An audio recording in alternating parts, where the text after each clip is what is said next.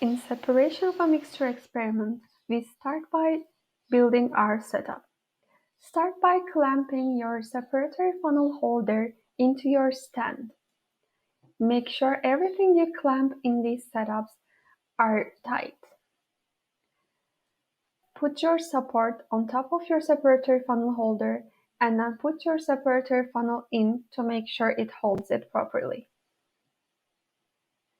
Make sure you arrange your holder at a height that you're comfortable working with. Don't forget the handle of the stopcock is positioned parallel to the ground rather than vertically when it's closed. Make sure your separatory funnel is closed and the back side of the stopcock is also tight before you pour any liquid into your separatory funnel. Then make sure you have the stopper on your separatory funnel as well. Start by adding your solvent, 10 milliliters of diethyl ether, into your separatory funnel measured by a graduated cylinder.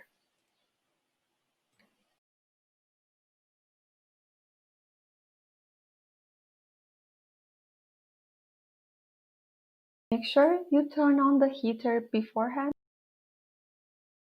Make sure to close the caps of any chemicals you have used in the labs.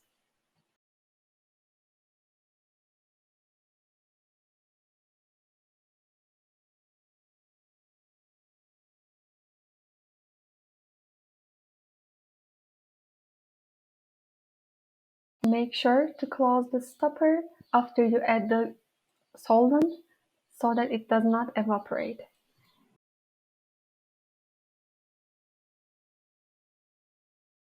Then you go to get your solid mixture and then add your solid mixture into your separatory funnel with the diethyl ether in it. After you add your mixture into the ethyl ether, put the stopper back on and gently mix the solid mixture in the solvent. Make sure to open the cap for a few seconds to release any gas formation inside the glassware.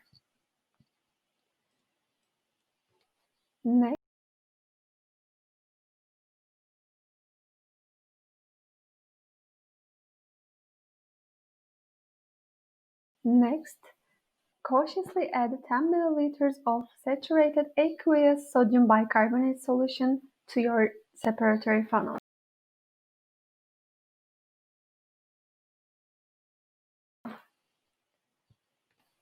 After this step, take your separatory funnel out of the holder and shake it in your hand. Make sure you're supporting the stopper and the stopcock with both of your hands when you're shaking.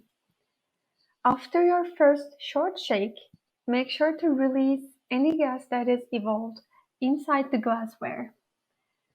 Make sure you do this gas release step before you shake it too much, since initially gas formation will be excessive. Make sure to repeat this shaking and releasing gas step a few times until you stop hearing the gas release when you open the stopcock. After you stop hearing the gas release sound, put your separatory funnel back into the holder. Once you see the two layers of liquid clearly in your separatory funnel, take off the cap and start separation of your two layers.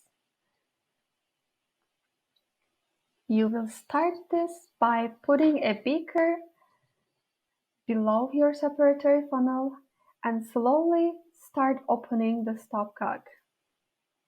Make sure you're not opening it too fast, as this will lead to collecting both of the layers instantly.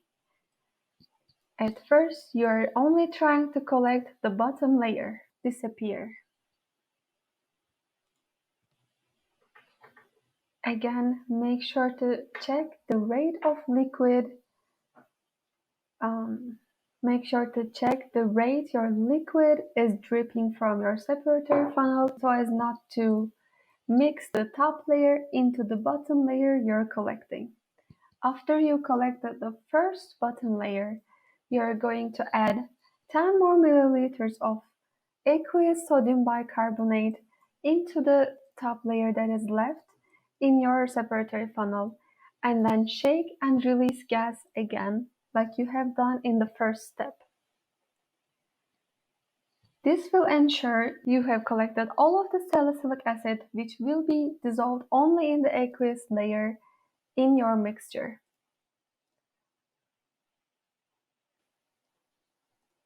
Again, wait until you see 2 layers clearly, and then take off the stopper at the top before you start collecting your bottom layer.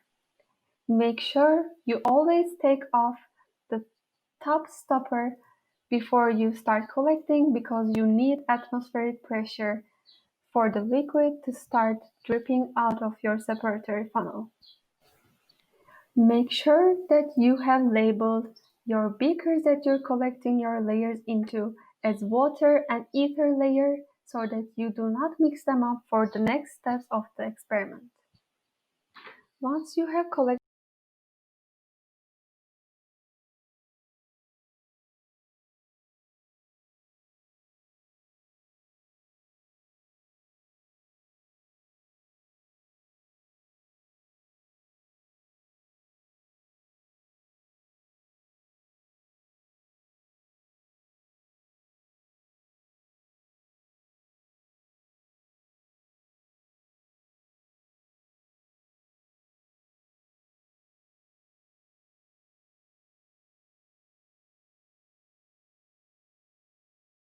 both your top and bottom layer into separate beakers, you can start the next steps.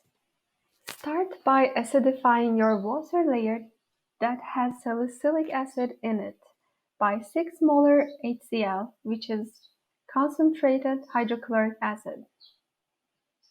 Once you start acidifying, you will start to see vigorous bubbling and formation of white precipitants in your beaker. Try to put as little acid as possible in this step. For this, you will want to add a little bit of acid and wait a little bit to see if the vigorous bubbling subsides. While you're performing this step for the water layer, make sure you have covered the top of the beaker that you have your ether layer in, so as not to let the ether evaporate.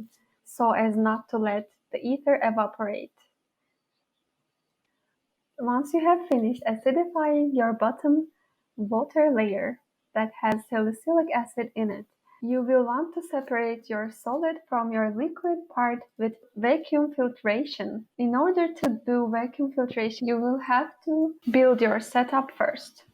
For this setup, you will be using one of the red hoses that are hard and will not break under vacuum. You will be using a flask that has an outlet for this hose for vacuum filtration, and you will have to make sure that you clamp this flask to a stand so that it does not flip over during vacuuming. Make sure to connect your red hose to one of the yellow outlets that says vacuum on its knob. Make sure to put one of the rubber supports between your flask and your funnel. Put one of the small filters into your funnel and make sure it sits well with the help of a spatula. Make sure the funnel sits at the mouth of the flask properly, and make sure to test your vacuum before you start filtering anything. To test your vacuum, you have to make sure when the vacuum is on, your funnel does not move much. When you start filtering, start pouring your acidified bottom layer slowly into the funnel to not overfill the flask at the bottom. If the flask at the bottom fills up to the point where it's connected to the hose, make sure to empty it before you pour anything else into the flask. If the flask overfills, the vacuum might suck some liquid into it, and this will break the hood. If you would like to wash more solid from the beaker, you can use the liquid in the flask that is filtered out of your solid to rewash your beaker and filter any remaining solids that are in the beaker. You may repeat this step as much as necessary. Then take out your filter that has your salicylic acid and put it in a beaker and leave it for drying until the next lab session. Make sure that you have pre-weighed your filter paper and your funnel before you have started filtering your salicylic acid. Along with your salicylic acid, leave the beaker that contains ether and naphthalene in it with open mouth under your hood until the next lab session. After this, scrape off the naphthalene from the walls and bottom of your beaker with the help of a spatula into a 25 ml filter flask. With the help of a neoprene adapter, like in the previous vacuum filtration setup, suspend a centrifuge tube filled with ice over the solid in the flask. This will be your cold finger. Make sure that you have rested this cold finger in the ice bath with ice filled in it for a while before you adapt it into your filter flask. During the sublimation step, you can refill this with ice as much as necessary. Make sure to wrap 1 or 2 Kim wipes around the top of the neoprene adapter to catch any condensation that will take place on the outside of the centrifuge tube.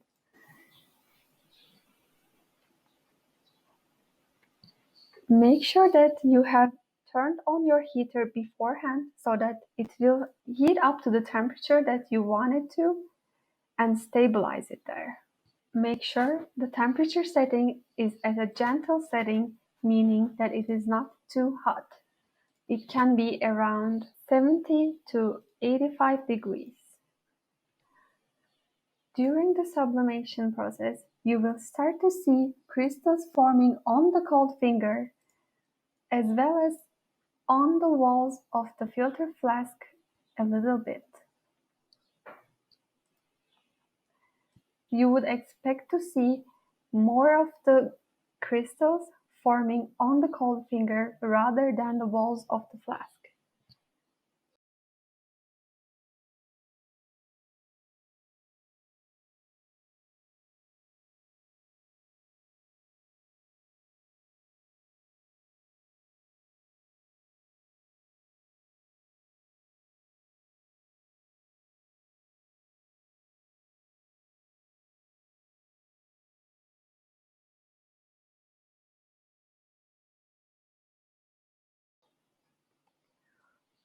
Once you see the cold finger covered with crystals, you can take it out of your filter flask to scrape the crystals on the surface of the cold finger into a vial with the help of a spatula.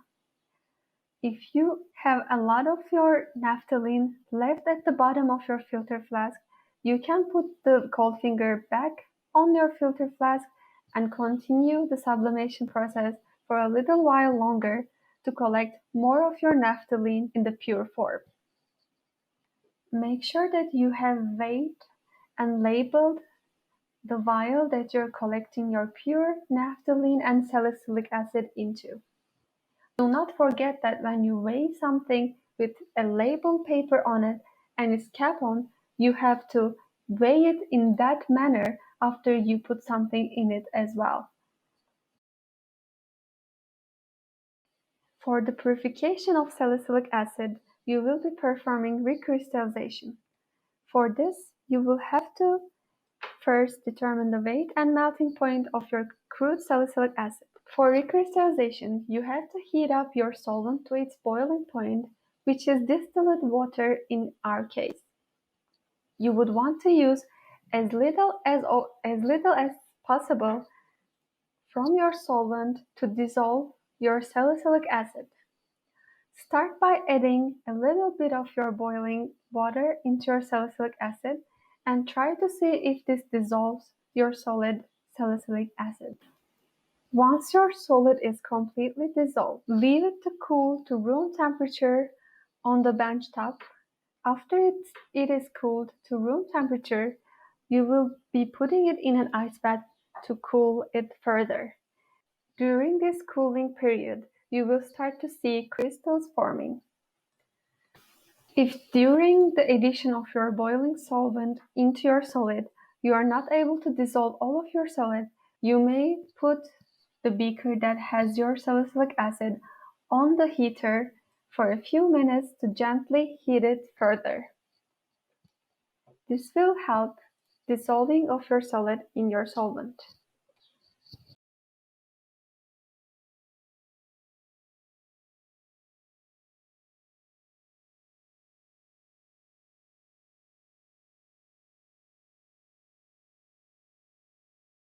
Crystals are formed. You will collect the crystals by vacuum filtration. The filtration setup is the same as before. Make sure to clamp the filtration flask to a stand so that it does not flip over during filtration.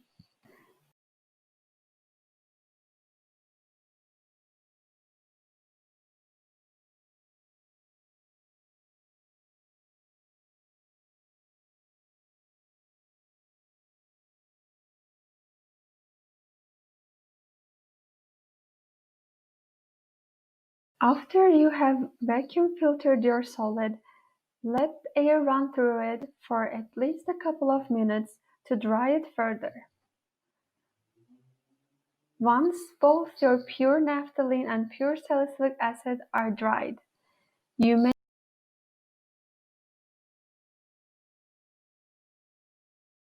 melting point, we are using capillary tubes. These capillary tubes are different from the capillary tubes that are used in TLC. They are longer, thicker, and one end is closed. You will want to press the open end of the capillary tube into your solid sample to get some of the solid inside the tube.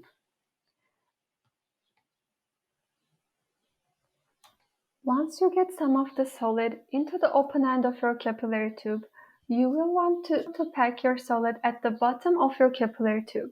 To pack your solid at the bottom of your capillary tube, you will be using a larger tube with two open ends.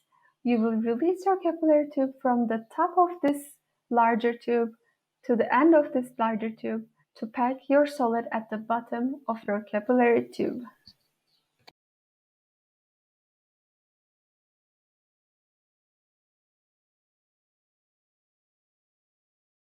Once you're done packing all of your samples into capillary tubes, you will be placing them into the melting point apparatus. Once you place them into the empty spots in the melting point apparatus, you can turn it on and start running it. Once started, melting point apparatus will slowly increase the temperature and you will determine the point at which your pure naphthalene and pure salicylic acid point of your crude salicylic acid and of your crude naphthalene starts melting and at which the sample is completely melted. Your melting point will be this range. The experimental melting point that you will be giving in your data will be a range. It will not be a single melting point.